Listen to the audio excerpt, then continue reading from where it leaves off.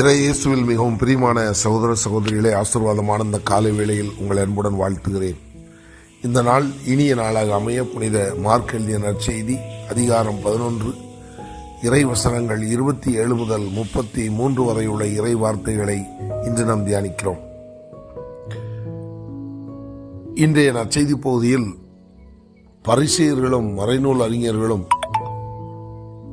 ஆண்டவராகிய இயேசு கிறிஸ்துவை அணுகி அவரிடத்தில் கேள்வி ஒன்றை எழுப்புகிறார்கள்.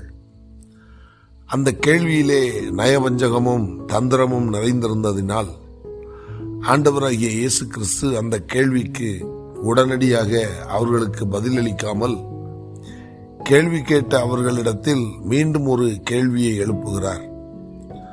அவ்வாறு இவர் அந்த கேள்வியை எழுப்பிய பொழுது அந்த கேள்விக்கு பதிலளிக்க தயங்கிய மறைநூல் அறிஞர்களும்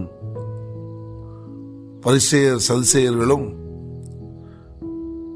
அந்த கேள்விக்கு பதிலளிக்க முடியாது என்று அவர்கள் சொல்லுகிறார்கள். அப்பொழுது ஆண்டவராகிய இயேசு கிறிஸ்து அவர்களை பார்த்து, நானும் நீங்கள் கேட்ட கேள்விக்கு பதிலளிக்க இயலாது என்று பதில் உரைப்பதை பார்க்கிறோம். ஏன் இயேசு கிறிஸ்து இவ்வாறு சொன்னார்?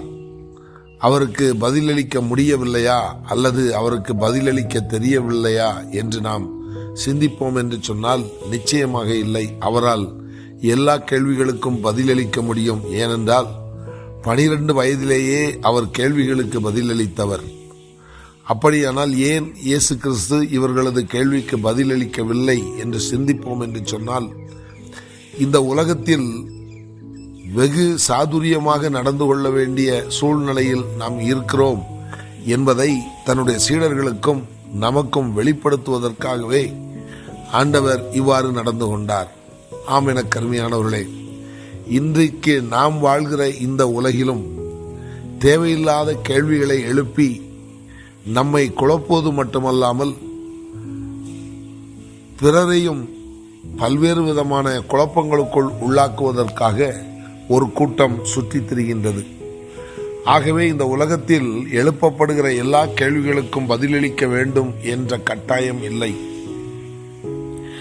எது நம்பிக்கையை வளர்க்கக்கூடியதோ, எந்த கேள்விகளுக்கு பதிலளித்தால் ஒருவருடைய விசுவாசம் பெருகுமோ அப்படிப்பட்ட கேள்விகளுக்கு பதிலளித்தால் போதுமானது என்பதை இயேசு கிறிஸ்து நமக்கு கற்றுத்தருகிறார். ஆம், என கருமையானவர்களே, நாம் பிறரிடத்தில் கேட்கிற கேள்விகளும் நமது விசுவாச வாழ்க்கைக்கு, விசுவாச வளர்ச்சிக்கு வழி செய்கிற கேள்விகளாக அமையட்டும்.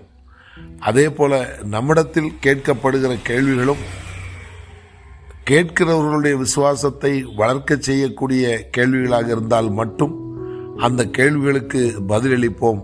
இல்லையேல் இயேசு கிறிஸ்துவை போல் சாதுரியமாக நடந்து கொள்ள முழு முயற்சி செய்வோம்.